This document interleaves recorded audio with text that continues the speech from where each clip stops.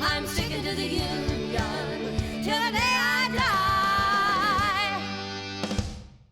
I believe that we will win. I believe that we will win. I believe that we will win. I believe that we will win. I believe that we will win. I believe that we will win. I believe that we will. Thank y'all for being here, for coming out this morning on a relatively warm day in Chicago.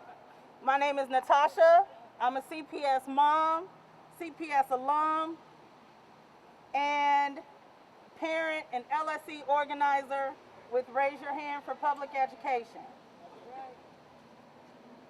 And why we're here today outside of City Hall is to talk about the repeated denial of including parents, caregivers, and our young folks who are demanding so much more from the mayor of Chicago and Chicago Public Schools amid COVID-19, remote learning, hybrid learning. No matter what style of education your child is going to receive, we know that it is not enough.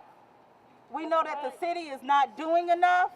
We know that they are not creating enough opportunities in order for parents and their children to be able to have the access to quality, equitable education in this city. And we are here to demand so much more. I have 5 children that attend Chicago Public Schools. And today we are here because we want to say Chicago families deserve more, okay? Right. Our families deserve more. And I say that to say that, as you heard every parent speak today, CPS has failed us way before we entered this pandemic. We were already in a pandemic, right? Schools already had infrastructure issues. School already had lead and water where water fountains had to be closed off. And school already had mice in it, right? So what we're saying now is time for CPS to be intentional about how they care for our families and how they care for our children, right? So when I think about trust, I think about transparency. When I think about learning, I think about CPS and our mayor being willing to learn from us as we also learn from them, working together but learning from each other. And most of all, when I think about care, I think about, as Natasha stated, empathy. I think about helping families out when they're going through these situations, right? Creating more resources for our families as we go through this pandemic.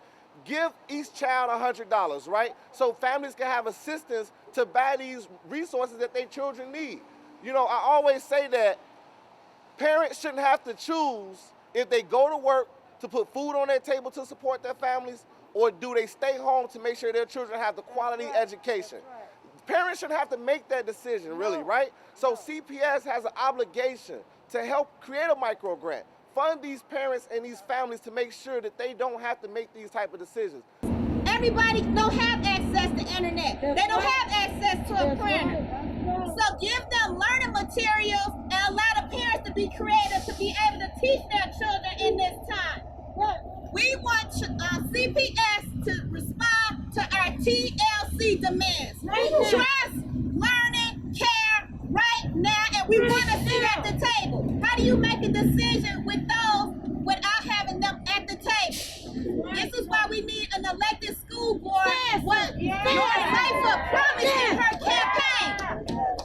So across the past couple of months, CPS parents and caregivers and young people have met up on Zoom calls, demanding or really putting into a demand list of all of the things that they need at this time. And so across those meetings, what we've really come up to is TLC. These are a list of demands that have been going on well before COVID-19, but this crisis has definitely opened all of the equity gaps as wide as this city. And we're here to say enough is enough. That's right, that's right. Enough is enough. So our TLC demands, created by CPS parents, caregivers, and our young people, are around trust, learning, and care.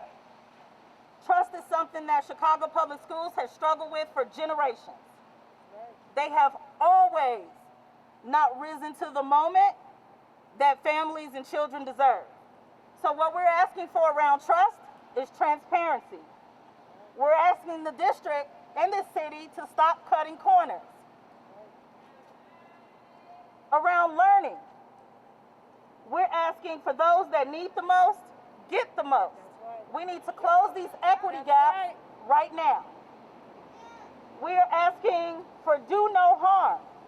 Our children and our families are going through unprecedented experiences amid COVID-19. Trust. CPS failed our students before the pandemic. There's no reason for us to believe you when you say that you care about our children. You simply don't. You're not taking the measures that you need to take, and you're not proving to us that you care. There are things that our children need that you're just not concerned about. I want to follow up on the learning. Our students trying the best they can at home, trying to do what they can, asking for some empathy, for some help, and being told you're failing, do better.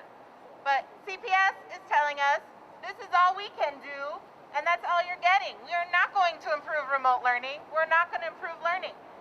Where's the growth mindset that our teachers and our students are being asked to exhibit right now?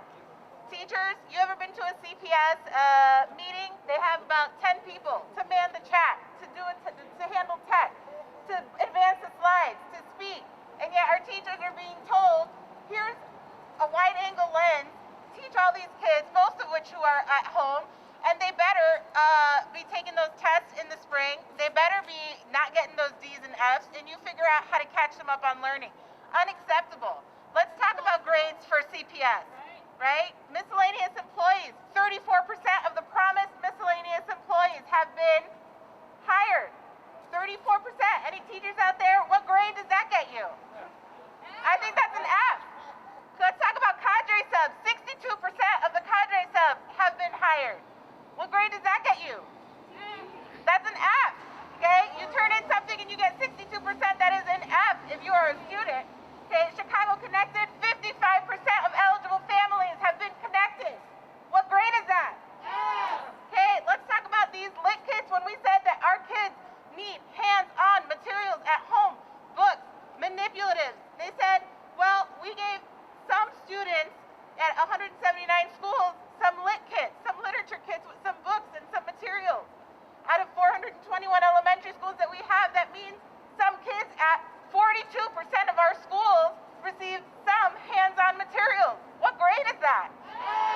F, okay? If we are going to grade our students and hold them to pre-pandemic standards, we need to hold CPS to the same standards as our students, okay? These are failing grades, and they need to do better, okay? You cannot ask for grace and patience and unprecedented times and flying the plane, building the plane while you're flying, and then tell the students you are failing and you need to do better. The messaging that we're failing, that these students are failing, these are our leaders, and they're telling our kids that they're failing. That's harm. Remote learning is not harm. Telling our kids they're failing is harm. We can't have that anymore. We need to support remote learning. We need to improve remote learning. We need to listen to parents. We got these tables because we've been told to come to the table.